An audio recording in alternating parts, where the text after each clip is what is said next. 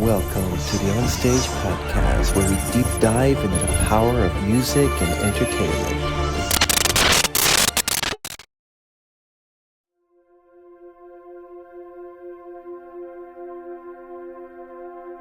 A sequoia burns in California. They've been up all night taming the flames. Leaves rise up with the smoke. It's on the radio that it might not be saved. There are only so many great trees.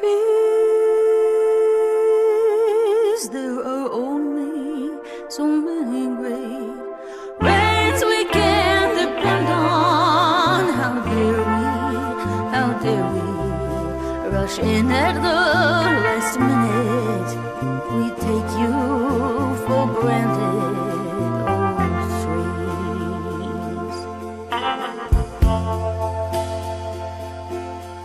September leaves crunch billowers.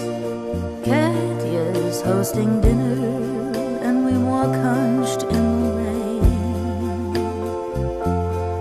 Open mic, Pete plays all our favorites. We pass round the cajon, but the rhythm's all the same. There are so many great nights. There are only so many great friends I can depend on. How dare I consider brighter cities? I take you for granted, old town.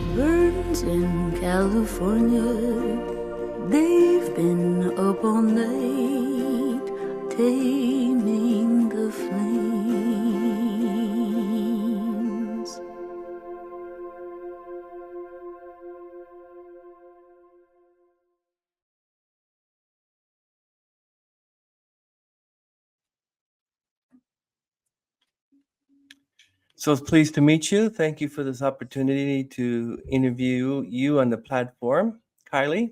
Likewise. No, I appreciate it as well. And you came just in time too. And Uh, I'm happy that you're able to reschedule as well. oh, great. Yeah. No, I am too. Because we were supposed to meet at 1 o'clock. Yeah, good. Right. Tell me a little bit about yourself. Well, my name is Chris, and I've been a podcast for 3 years this October. Had over 200 interviews, spoken to a lot of musicians, celebrities. Everyone has some sort of entertaining talent. Like it's usually musicians and celebrities and actors and actresses. And if you can sing and you were in a band, like, you interviewed Kevin Bacon, but he has his own band, something like that. But yeah, and I just enjoy speaking to people, and I've learned so much about interviewing, and I love it. Cool. That's awesome. Good for you. Thank you so much. Welcome, everybody. Today we have a very special guest joining us. She's a Canadian singer-songwriter known for her indie folk storytelling fused with elements of jazz and alternative rock. Her perceptive lyrics and catchy melodies, and they are catchy, they're brought to life by her warm, textured voice. She's been influenced, now listen to this, she's been influenced by artists like Joni Mitchell, Brandy Carlisle, and Sharon Van Etten. She's a music educator, a freelance composer, a songwriting instructor, and a voice teacher.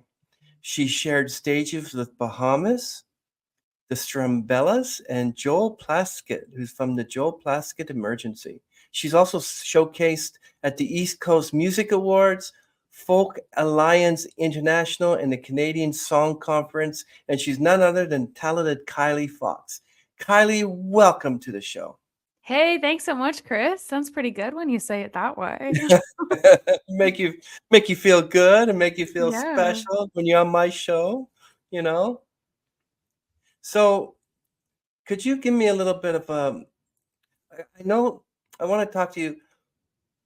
Can you tell us about your journey into music? What brought you to where you are now? Absolutely. Well, I grew up in New Brunswick, Canada, St. John, New Brunswick. Not to be mixed up with St. John's, Newfoundland. Anyway, as a classic East Coaster, my family, my dad had 9 brothers. It was a huge Fox family. And every time there'd be a family party, it would be a big kitchen party, and everyone would have their guitars, and we'd all sing the same songs. So I learned a lot of John Prine songs and Gordon Lightfoot songs for the first time through the voice of my dad. And watching him kind of lead the family jams taught me that music is how you show love, and it's how you communicate, it's how you express your identity. Meanwhile, my mom was singing to me all throughout my childhood, and she would make up little songs. She put me into theater school. I think she saw something in me when I was a little girl, something a little quirky, a little attention seeking, maybe. And so she put me into theater school when I was 6, which was a nasty thing to do to a little kid. Applause is a dangerous drug, and I was never going to have a normal job.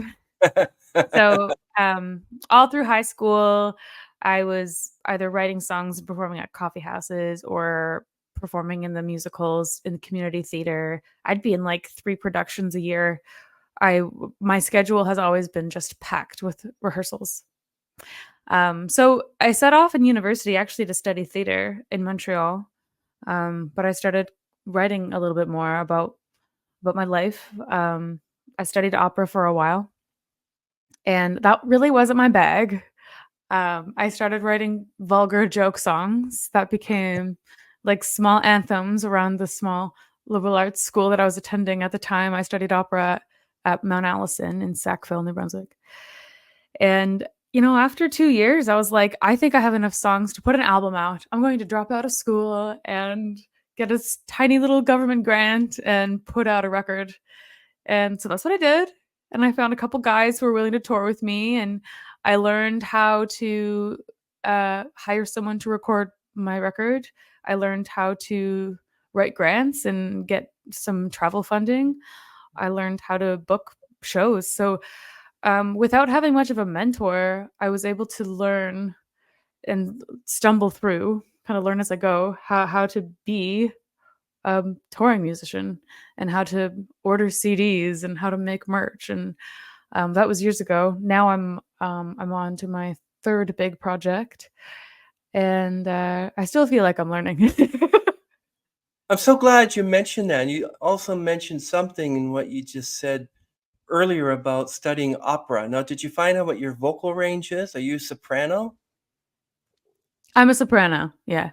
And I was taking voice lessons through I was big into musical theater, so I was taking voice lessons in high school so I could play Carlotta. I got cast as Carlotta from Phantom of the Opera, and I had I had no business singing that role. But by the time the year was through, I was able to do it, and it was a muscle memory, and it taught me a lot about practicing and how important it is to practice. I think sometimes we can underestimate our voice or overestimate our voice, underestimate the power of practicing. It may not be a trumpet or something that you have to tune, but it's muscles that you have to work and rehearse, and it's also the psychology of just being ready can just help everything. And what was the reason you didn't think that opera was for you? I think it just my way of connecting with that music was so different than how I connected to singing Joni Mitchell songs. It was in different languages. Um, I had to focus so much on my pronunciation of the words. It took a lot away from how I was feeling about the songs. And honestly, a lot of the songs are about orgasms in classical music. Not Nessun Dorma. If you read Nessun Dorma in English, it's just a lot about sleep and sleeping tonight and stuff like that. So unless it's after the orgasm, then yeah. So Yeah, no, I set out to write my own songs. I think that's how I wanted to be creative in songwriting was not only the performance, but how am I going Mhm. to tell a story? And I write a lot of songs about my friends and what my friends are going through. A lot of songs about my environment. I have a song for every job I've had, and right now I'm engaged, and over the past few years I've been kind of experiencing my first big relationship. So all the songs coming out on this album are uh, Congratulations. kind of love songs. Thanks. And they're love songs, but they're also like very specific. Like, okay, I'm in a relationship with someone who loves to sleep in. Here's a song about compromise. That kind of Yeah, thing.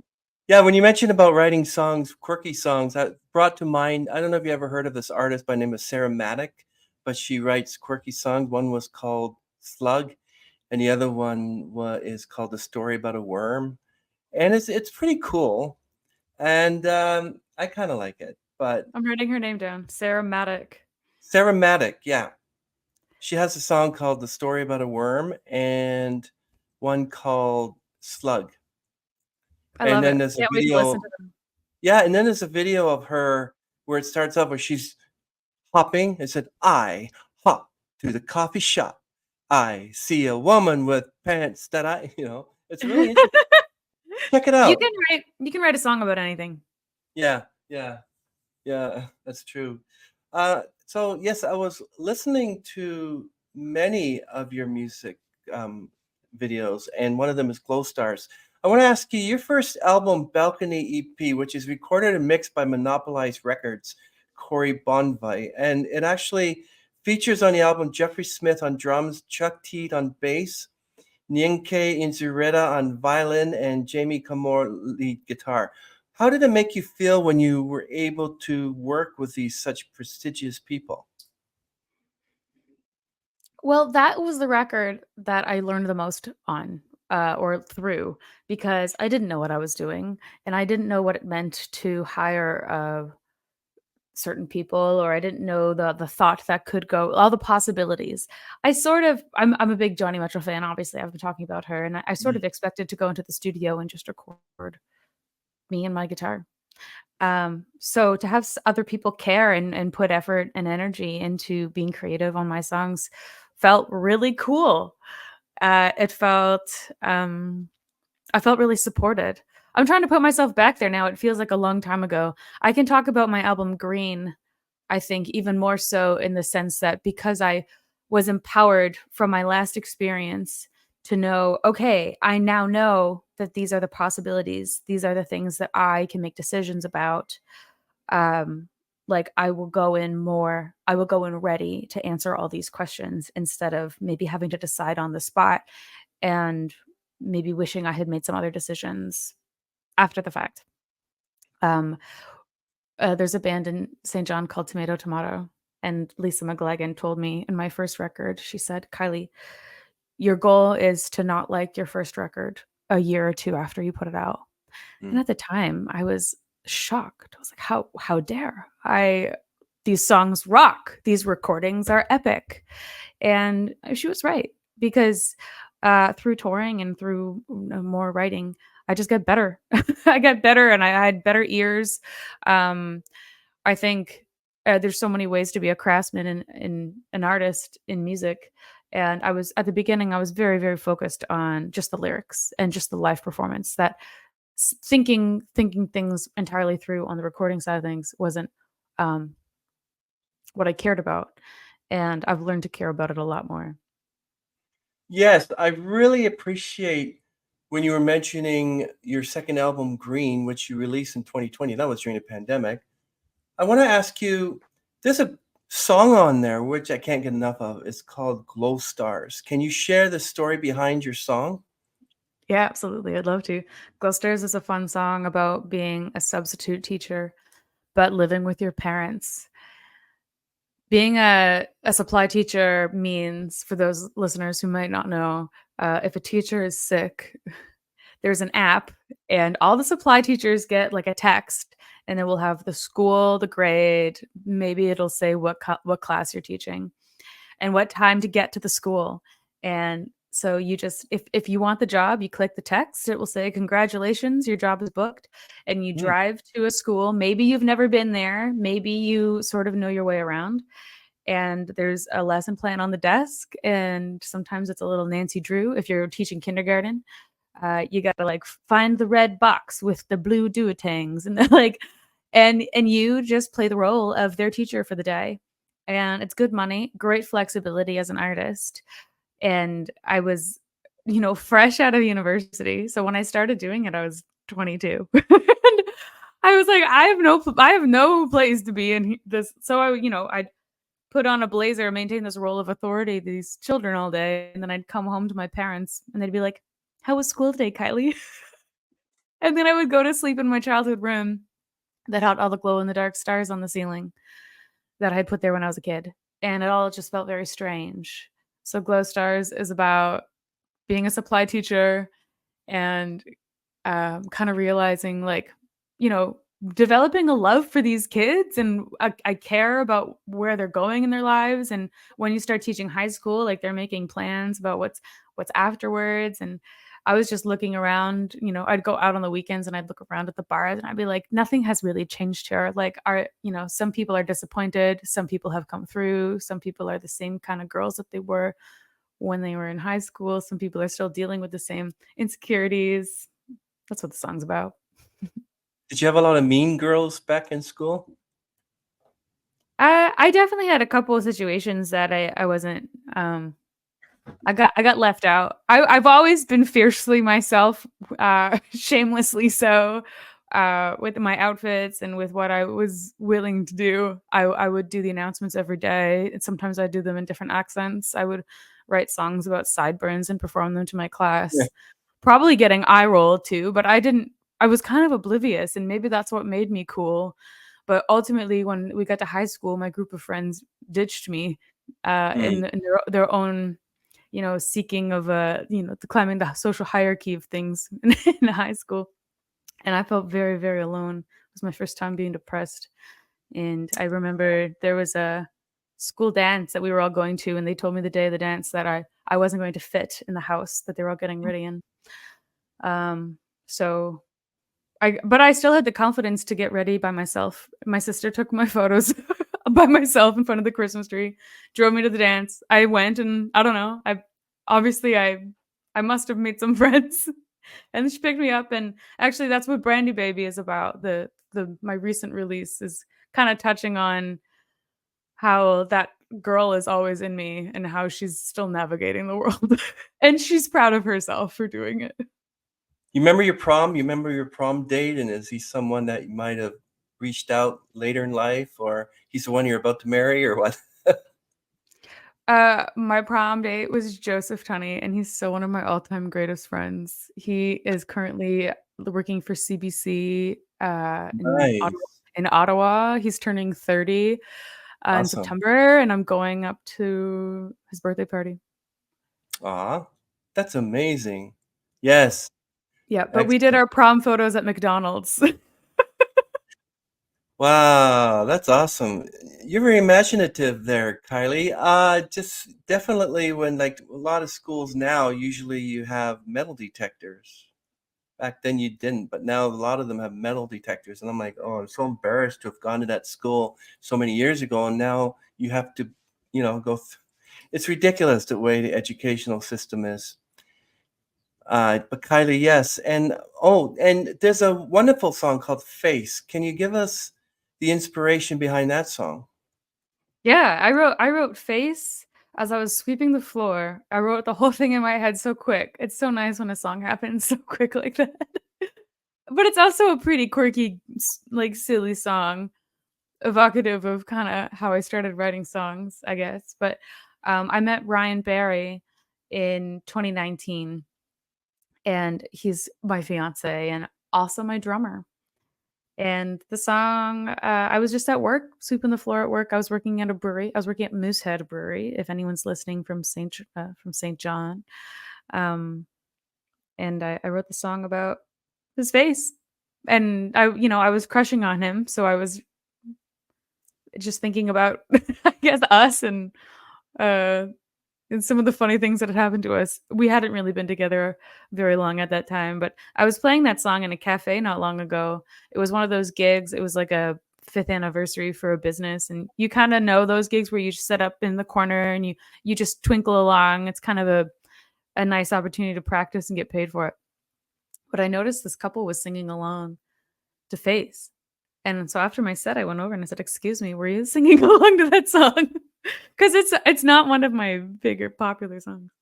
And they said, "Yes, it's my favorite song, and we're gonna use it as our first dance at our wedding." So that was like one of those moments where you're like, "Yes, uh, this is cool. This is kind of why we're doing it." It's not about you when you're making music. You're making music because you're like trying to like get to some like deep-seated human value feeling that everything that's shared by all, and music is meant to be shared by all. So it's really cool that someone else can uh, see themselves in the song so much that they want to make it a part of their special day. Yeah, I agree. And then you have other songs like the song Wreck by Imagine Dragons. Dan Reynolds' sister-in-law died of cancer. So that's his brother's wife. So he wrote a song for her called Wrecked. So many people actually write songs relating to deaths, relationships. How do you mostly feel about love songs? Like I asked another artist this, and I asked them if you write a love song about your prom date, does it make sense to actually have that song in existence today? Because you're no longer with them? Do you mean like would it make sense to write that song after all that time has passed, or to make sense to sing that song after all that time has Well, if passed? you did have a song written about your prom date or a boyfriend in high school, and now that you have a fiance, if someone's going to be your husband, would you take that song and make it about him? No, no, I would try to preserve it for how it felt to me. I mean, sometimes if I'm singing a song that I wrote a while ago, I can still try to like put myself back there and see all the same things, and um or just appreciate for what that moment was for me and how I grew from that moment. Um and Ryan has enough songs about him anyway. Shout out to Ryan, Kylie's fiance. Uh, yeah. What what song or childhood song would spark a memory in your life? Okay, the first thing that came to mind is the song Conversation by Joni Mitchell. When I went to Montreal, I was in a theater design course. It was very conceptual. And what we had to do, we had to bring in a song. And so I was like, okay, here's my song, Conversation, Joni Mitchell. She said, okay, you're going to bring an art piece that is your initial emotional response to that song. And so everyone else in the class painted a picture, but I came in and I shotgunned a moose light with my new room key, and I said it was performance art. But I was like, this is my new life, and it's piercing my old life in St. John, and it's all happening so fast. And I was able to defend my artistic piece after chugging a beer at 10 a.m. in class. And I think I did a pretty good job. She gave me a B, but then she looked Mm. at me and she said, "You're going places." And Amazing. When you book yourself for gigs, how do you go about doing that? Do acoustics matter to you? acoustics matter, but I would hope that if I'm booking a show that's a music venue, that's something that I don't have to worry about, that they've got it under control at the time I get there. If you're a music venue, uh, I think that should absolutely be, thought through. I guess I've never booked a show, and some artists might be different than me, because some different musicians care more or value more the like how things sound and how they feel in the vibe. Um, and I'm learning to care more about that. I'm definitely a lyrics, and my values are like lyrics and my singing voice. Um, so when I'm booking a show, in the email, I suppose I just have, kind of like the bio that you started with, all of my accolades and maybe one or two links. I don't something short and sweet. People are busy. You don't want to take up too much of their time, but you also want to convince them that you're like good enough and enough of a star that when you go to their venue, you're gonna sell some tickets, and hopefully the venue is good enough that they have a great sound system. I mean, I've definitely played some corner bars before where you get there and you're like, "Oh no, there's no PA or there's no monitor, there's no this and that." And Mhm. it's a good learning opportunity. I definitely have paid my dues in that front. I've toured a lot, so I've seen all sorts of the good and bad when you don't quite know what you're getting when you arrive at a venue. Yeah, I've actually thought that churches have a better acoustics than maybe a bar. And usually you can tell that the place is wired for entertainments and little miniature concerts because not only does your voice resonate, but they also have it set up in a corner that's staged and everything, and they have drum sets and everything already for there. So it's like they can just drop everything and go play. So do you have to take your guitar with you whenever you go to venue, or do they have one there waiting for you to play? Oh, I'll take my own guitar. I'll take my own everything except like speakers. So I've got all my own cables, stuff like that. The only time I wouldn't take my guitar is if I was playing a bunch like overseas or flying out west. Um, it's sometimes easier just to rent a guitar. Yeah. And it's sketchy to travel with your instruments. I've heard a lot of horror stories about guitars getting crushed. Yeah. You ever heard of the country singer by the name of Dave Carroll? No, I haven't. Him and his group actually they took their guitar on United Airlines and they broke it. So he wrote a song called United Breaks Guitars. This rings a bell. Yeah. Dave Very Carroll, well. look him up. Yeah. Writing it down. Yep. United Breaks Guitars. And I'm not sure whether United Airlines were kind of pissed off with him or not, but he actually, I think he got his guitar replaced. He got some money for it. But yeah, so like if you're going to take your guitar on the plane, you have to book a different, like a separate seat for it. I would suggest that because you don't know, like there was dogs and cats that were loose running around the, the baggage area, because they just don't care sometimes, these airlines, So Yeah. Well, actually, some of them, I just flew to Toronto and back, and I was able just to keep it up kind of by the flight attendant. They've got a little closet there. If I can carry it on the plane myself, that's awesome.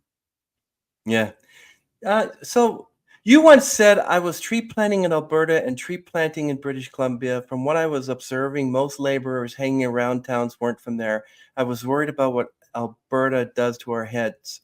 What do you mean by that? Because that birthed your first single, Alberta, which is about experiencing tree planting in Western Canada. What was your song process? Well, for any of your listeners that are unfamiliar with tree planting, um, it's a great way to pay off your degree, your student loans. um, and so I would fly out west. I'd be up in northern BC, and you wake up at the crack of dawn, 5:30, 6. You have breakfast together. You get in a truck. They drive you out to some barren wasteland, and then there's boxes of trees and bundles, and you fill up your bags that are around your hips, and you plant a small tree every 2 steps all day long, Hmm. and you get paid per tree. So the faster and harder you work, the more money you make, and you're Wow. kind of you're kind of in your head all day. So it was a great opportunity to write songs. And my first year, it was also a beautiful experience. Something about it, even though we were very, we had a regimented schedule. We had to show up on time, and we had to do this very specific task. There's something very freeing about being in the middle of nowhere in the mountains, not having much service, and being with really cool, well-traveled, well-read, down-to-earth people that are like tolerant. You have to put up with a lot of discomfort when you're tree planting, but they were the best people. And um, yeah, it was a great source for songwriting. I've got a ton of songs about tree planting and being out west, and Alberta in particular. After in my first year, after our little BC contract, we took a contract in Alberta, and in BC, everyone felt like they were on a road trip. All the guys had man buns, but in Alberta, we'd go to the local bar and it felt like everyone was from the East Coast and they were all there just on their contracts to work just like us. And I remember we were working in a town called Slave Lake, and all of the fat flower pots were hanging off of like steel oil rigs. So this is what was celebrated. Wow. And it uh it just had a very different feeling. But also, like, I had a crush on a guy and he dumped me by this point. Like, there was other factors. Yeah, back here where I live, when I was a Boy Scout, we planted a lot of trees and mostly went camping, Camp Kelso and Rattlesnake Point and all those ones. I don't know if you ever heard of them. And in a place called Terracotta near Bell Fountain, we would plant trees. And that was years ago. But for you, you're planting trees not only in British Columbia, but also Alberta. Were there any other places in the world where you tree planted, or was it just Canada? Just in Canada, yeah. I wasn't hardcore. Some people after the season would go to Scotland and tree plant all year long, but I need a break. I was ready to be done by the time the season was over. Wow, that's amazing. So, Kylie, I went into a metro and I picked up an avocado and said, "Hey, isn't there a song written about an avocado?" I'm just being funny. Can you tell us what inspired you to write that song? Yeah, yeah. These questions are awesome, by the way. It's cool that you've done so much research. um, my friend, it was like the first of my friend group to be a mom. She was pregnant, and it was very exciting for all of us. But there's an app. Some of your listeners might be familiar with this app that kind of tells you what's going on in your pregnancy. But at the very end of the video, it compares the size of your fetus to a fruit or a vegetable. Oh, So for the week 16 video, it told us that her child was the size of an avocado. And at the time, I was teaching, living at home, being like, I can't imagine what it would be like to be welcoming a human being into the world. But I did imagine it. I went into a cafe maybe later that day. There was an avocado in my mug. I was struck by lightning. I was like, this is a song. So I'm sure that song will hit differently when I have a child someday. I do love it when moms reach out to me on Instagram and say, "I'm at my avocado week." Like it's kind of becoming a thing. Very cool. Also, people buy me lots of avocado stuff. Avocado's kind of trendy at like gift shops. So we've got avocado salt and pepper shakers and an avocado oven mitt and an avocado whiteboard and an avocado beach towel. We've just got a bunch of avocado stuff. So let me guess, your favorite color is avocado. Yeah, I do. I do love green. Green's my favorite color. So maybe one day you can write a song called Watermelon? Yes, God. Why not? Another friend said, week 28, your child is the size of a head of romaine lettuce, which I think is such a strange image. Yeah, I think there was a woman in the States or in UK who gave birth to 8 babies. So that was like 30 some odd years ago. So she had 8 children. And so yeah. So how do you balance your personal life with your music career? That's a good question, Chris. It's a struggle. I don't know how because everything's up to me. You know, I do have a team now, which is awesome.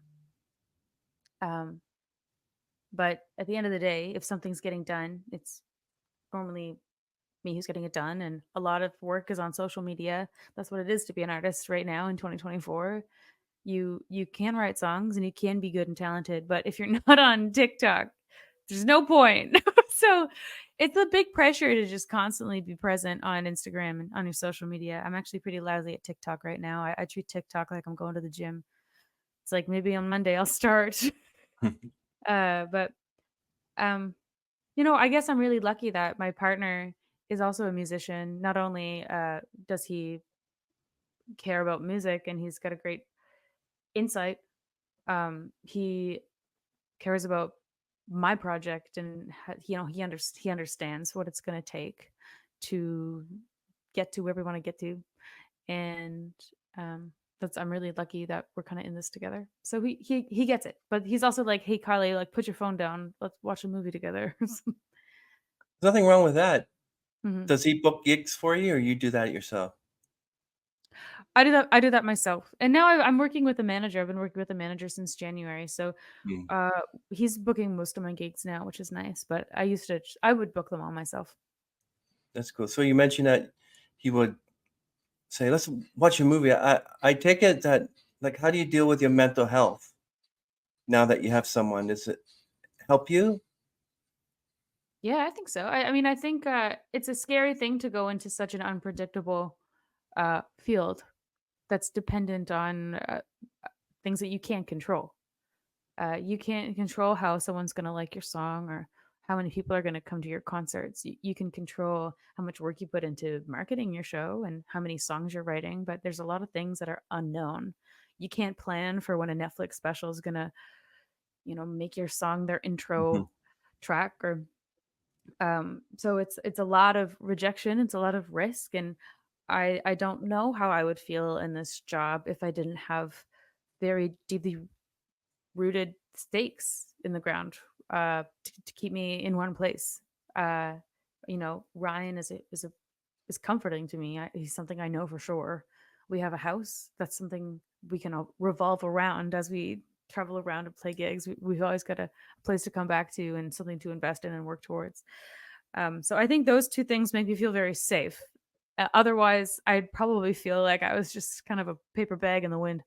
Um, and it's grounding. And sure, there's days where I'm having some doubts or um, I'm feeling overwhelmed. And we've been together for 5 years now. He can kind of sense when it's happening, and he knows all the right things to say, or tells me to go for a run, or you know, cooks me something I love.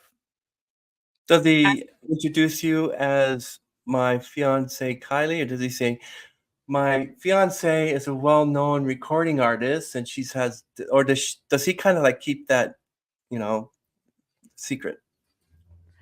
Oh, he's just as famous as I am. I'm saying that as a joke, but he's a big Works at drummer. Like CBC. he he drums for 3 other projects, and I think we're both in each other's socials so much that sometimes, like, we're at the East Coast Music Awards and people are coming up to him being like, "Hey, you're Barry Beats," because his name is Ryan Barry, so he's got this drummer name, Barry Beats, that people know him Mm. by. It says on all his drumsticks say Barry Beats. And, yeah, we're a good team. Wow. Talking about music awards, can you tell me what it was like performing at the Cavendish Beach Music Festival? It was a ball. It's a funny festival. It's kind of ridiculous how everyone dresses up like cowboys. Uh, and it's fun to look at everyone's cowboy take on being a cowboy, their outfits. We dressed up. Two of my band members had cow pants. I also had cow pants. I guess we sort of did a campy take on Okay. being cowboys.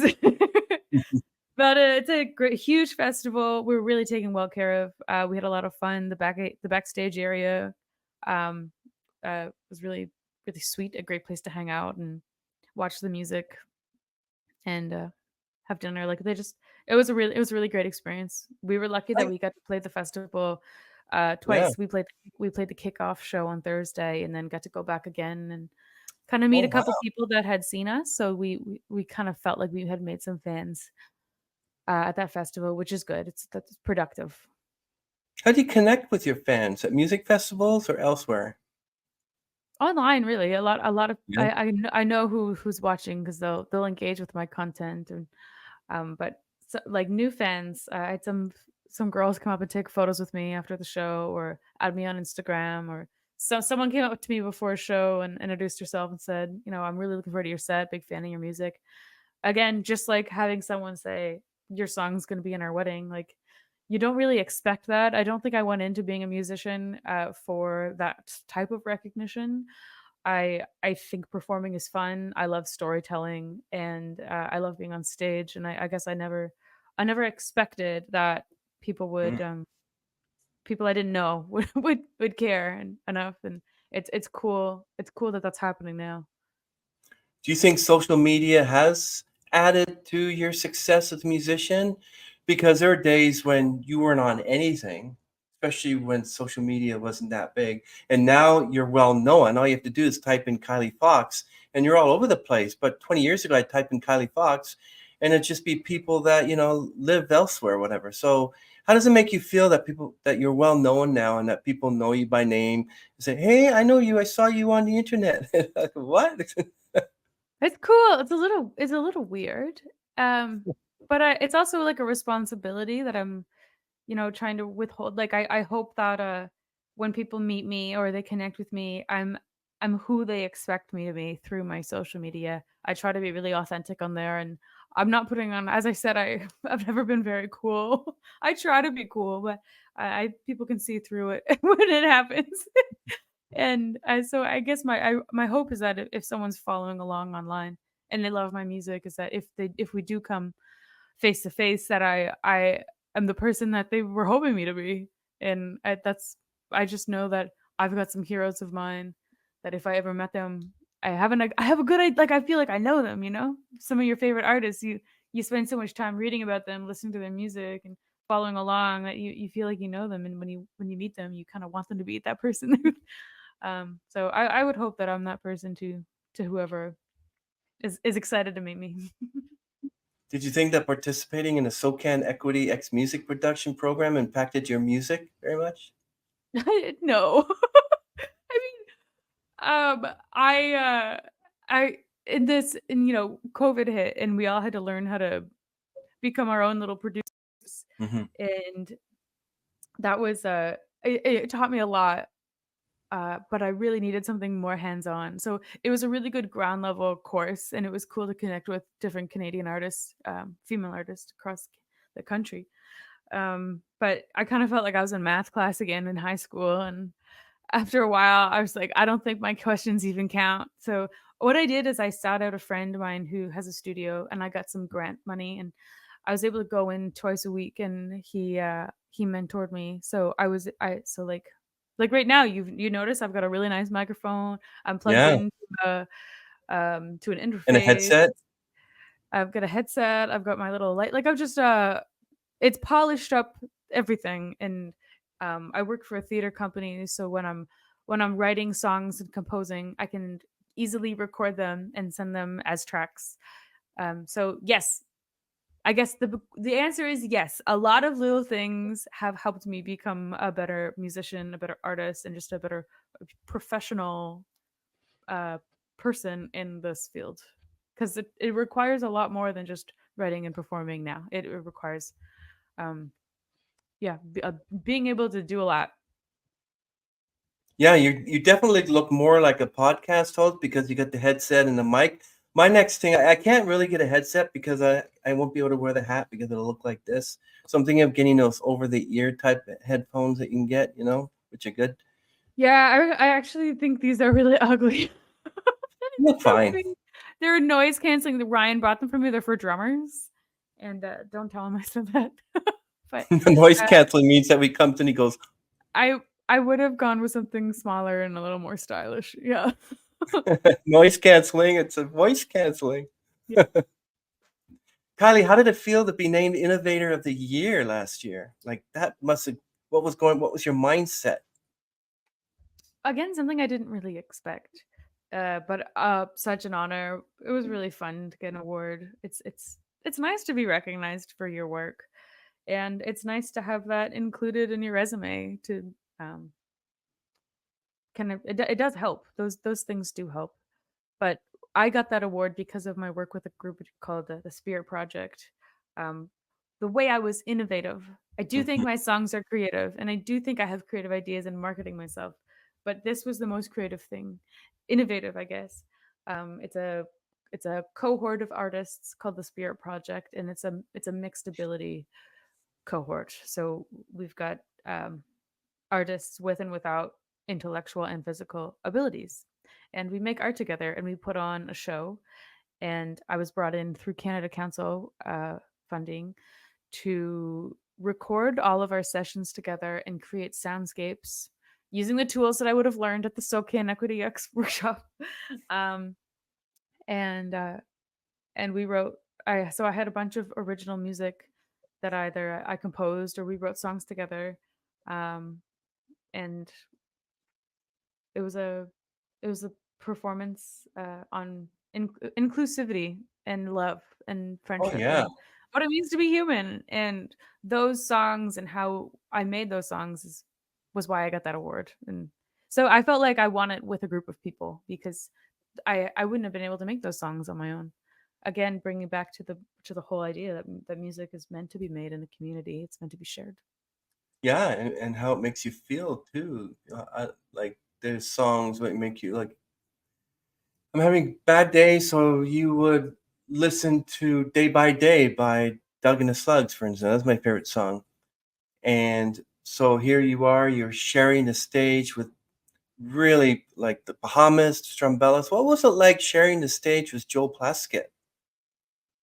It was very cool just because I remember going I was in high school when I went to my first Joel Plaskett show. So he's a big deal in my head. And then suddenly we're in the songwriter circle together and we're just sitting beside each other, bantering and telling stories. It was so cool. It kind of made me feel like I was getting somewhere. Wow. So how do you like what themes do you often explore in your music? I guess now two songs. I guess I'm not gravitating to one theme. I'm not really. It's not intentional. Like when I get an idea, I'm not like trying to I'll get a concept in my head, like I'll get like a lightning bolt idea, Mhm. like the avocado thing, but I didn't set out to write a bunch of songs about motherhood. I guess I have been talking about my new album. A lot of those songs could work under the umbrella of gratitude, Mm. um, but that just sort of happened by chance. I think that these past couple years have taught a lot of people that um, we need to kind of slow down and be grateful for what we have because you never really know what's going to happen. What do you prefer to start with first, the lyrics or the melody of the song? Well, it's great when they happen at the same time. When you're in this flow state and something comes out of you and it's from the Lord above, it's like an out of body experience. That's the best. The lyrics would come first. Sometimes, most of the time, the lyrics come first. But like right now, I've got an earworm in my head. It's got nonsense sounds with it, but I'm like, this is a very catchy melody, and I need to find a story that's going to fit it. So it's Wow. a puzzle. So experienced at this age, and you're thinking like, there any ever time that you just wanted to give it up? No. No. I have I don't know, undying faith within me that this is what I'm supposed to do. So then you're trying to think of a song. So how do you deal with the roadblocks? Like you just can't think of a line, or you just can't think of a word. Do you call Ryan? Ryan, I'm stuck. Or what do you do? If I have writer's block, I sit there. I sit there and I sit there and I sit there. Something always comes. Oh wow. Um, is it going to be good? Who knows? You write it down and you assess the next day. But or you just let it go. You kind of have to be in the right. Um, I do schedule my writing time because otherwise it might not get done because there's so much to do. Mm, Um, and that's a fine way to work. It's puzzling. It's interesting. It's very different from when you have like a moment of inspiration when you're suddenly writing and it's hmm. unplanned and it's really coming from a cool emotional place. Um, and if I'm stuck, maybe I go to rhyme zone. Maybe I try to um, do like kind of a stream of conscious. I write down a bunch of imagery that could work within the song. Um, like say I wanted to write a song about a carnival. Mm. Uh, what could popcorn? What else could be popcorn? How could I describe something else with popcorn? Um, or what colors would be like? I try to paint a picture, I guess. So I would try to come up with some words and puzzle it that way. Yeah, and then you have to try it out, and you have to figure out what's the best line, what's the best melody, and what are you putting in here? Are you putting keyboards, or are you not putting in keyboards? Are you putting in a flute or not a flute? How do you come to a decision that this is the song, that's it, on to the next one? I'm very impatient. I guess I don't have much attention span. I can write a Mm, song and I can think it's done right away. And then I'll bring it to the band. I've got a great group of collaborators, and I'll bring it to them, and I'll be like, "Here's my idea. Here's my structure. Here's the melody." And then a lot of the times they'll come up with something beautiful, and it'll all kind of come together once there's other instruments involved. As long as I have kind of a vision of what I want, if I can be like, "Hey, I would like some like a funk. I would give me something funky, Ryan." Um, or have a like the power of a reference is huge. Um, yeah.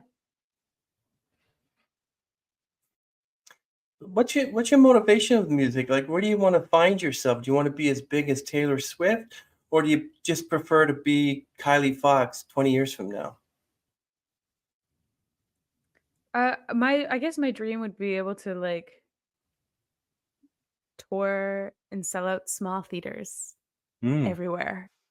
Like I love a theater. I think that's why I just fell in love with the stage when I was a kid, and I was lucky to perform my first ever show on a stage at the Imperial Theater in St. John. It's one of those beautiful theaters, hmm. huge chandelier, red velvet seats.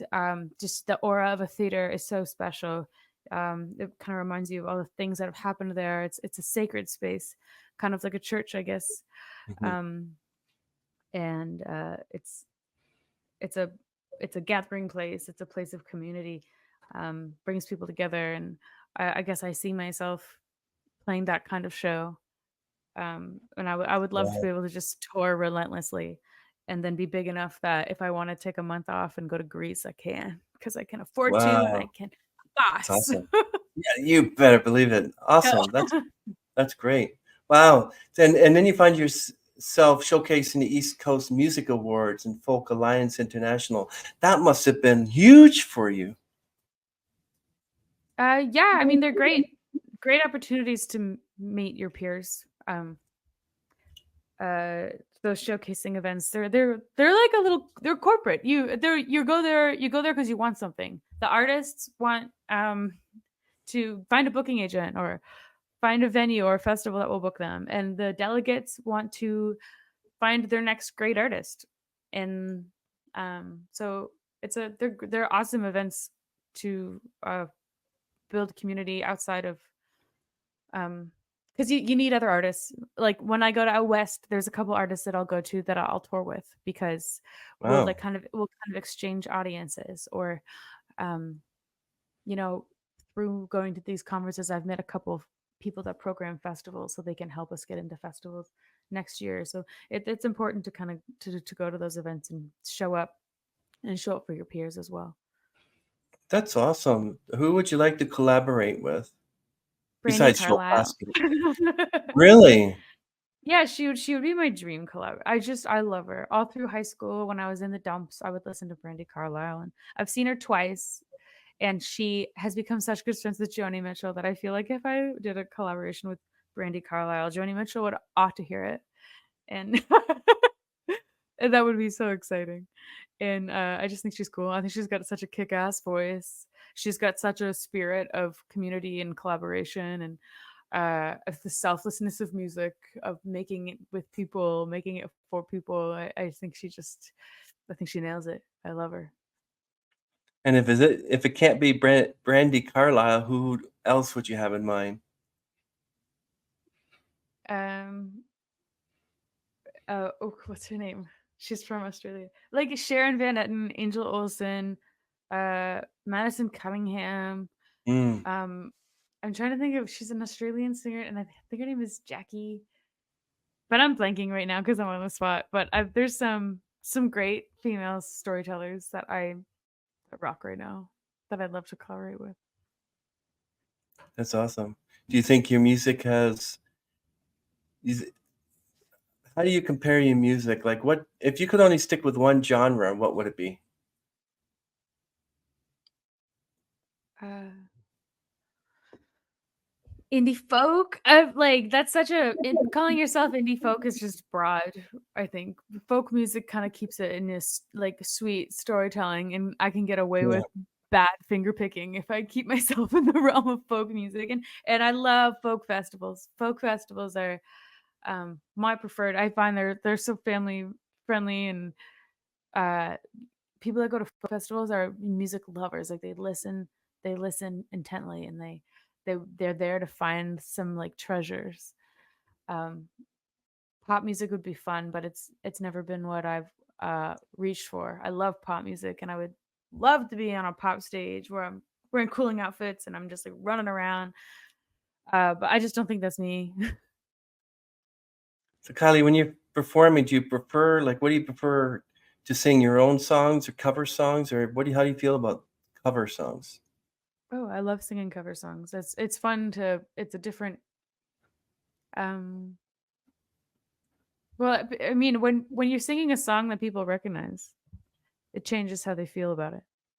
And so when you put, because I'm still at a point where a lot of the shows I'm presenting new songs, and it's a lot of people get bored of new songs. They want to hear something they know, makes them feel I don't know, seen. So it's great singing cover songs. It brings people in, ups the energy, and it makes them listen harder to your next original song that you play. That's true. Now you're talking about you like to do a duet or collab with Brandy Carlisle. Is that song Brandy Baby about Brandy Carlisle? Yeah, it is. There's a song called "The Story" by Brandy Carlisle that Ryan and I are using as our first dance song, and Mm. I didn't know, like, at the time I wrote the song, we weren't engaged. Mm. I think I wrote it because we had danced to that song. During COVID, we had, like, a date night, and we had to slow dance, and that was our slow dance. And the song was kinda up in the air, but that last line kind of finished the song, and, um, I think it's kinda cool how the song predicted the future. Yeah. So what kind of advice would you give to the up and coming Kylie Foxes and Brandy Carlisles and Joe Plaskett's out there? Mm, I would I would say just to write, and not be so judgmental of your writing. Like, don't take it so seriously. As long as you're writing and creating, you're creating like literal documentation of you existing. And how cool is that? I would suggest not to try to be cool. Just try to be you. Try to be authentic. I think people hear that all the time. Just be yourself. And some people don't know who they are.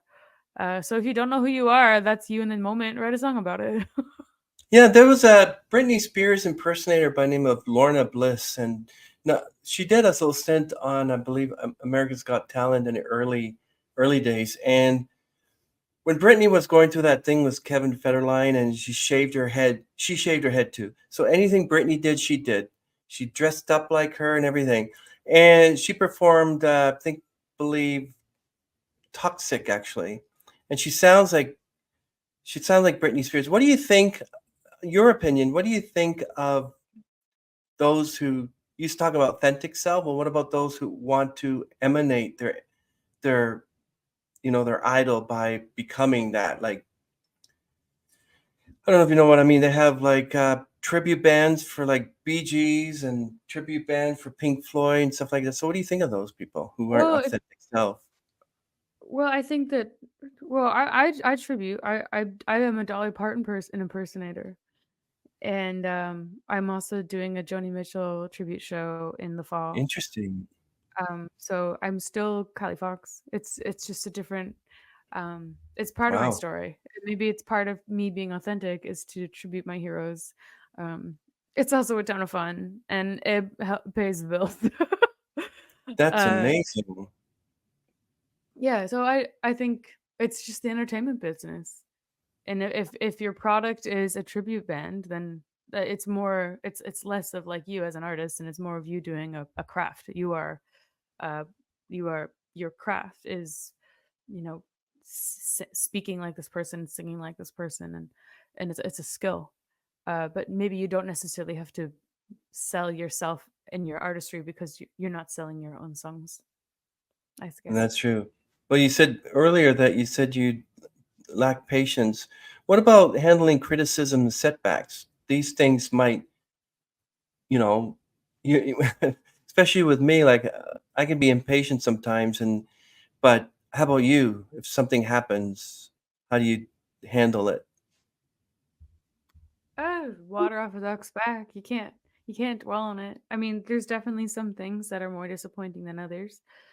I put a lot out there. Like I apply to a lot of festivals. I apply to a lot of showcasing opportunities, and the ones that you get are a win. They feel awesome. The ones that you don't get, you can't let them get you down. Because if you get stuck in the zone of like doubt and I'm not good enough, and then it's not productive.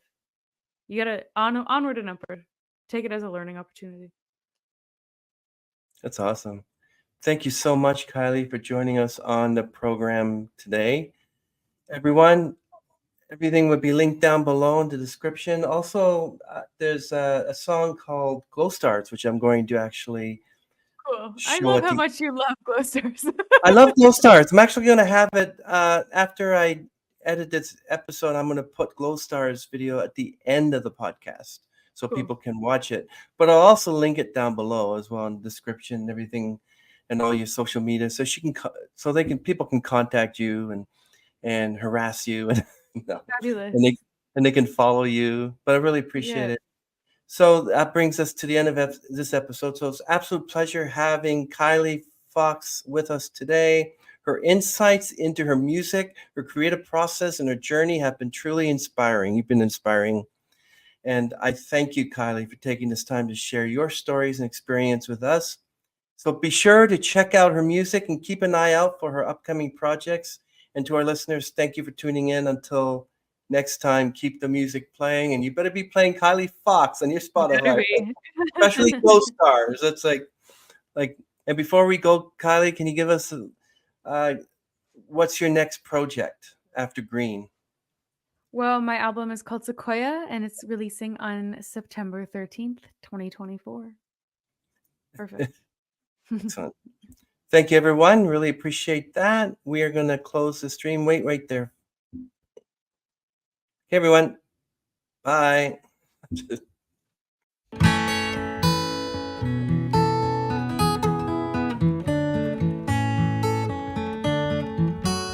Glow stars on my ceiling, I can hear my dad snoring. My lunch is in the fridge, it's packed for school in the morning.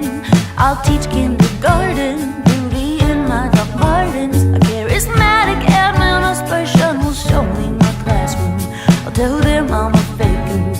a baby, satyr in a blazer. Sometimes I teach high school, sometimes I teach science. I hand out crossword sheets and deal with adolescent defiance.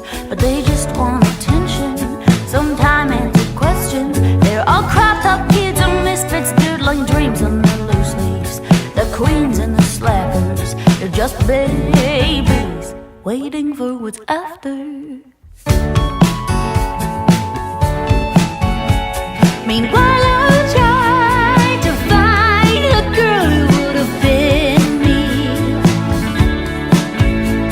Meanwhile, I'll try to be a mother to them all. But I am no teacher and no starving artist, just looking for balance. I'll eat dinner on the table that I used to do my homework on.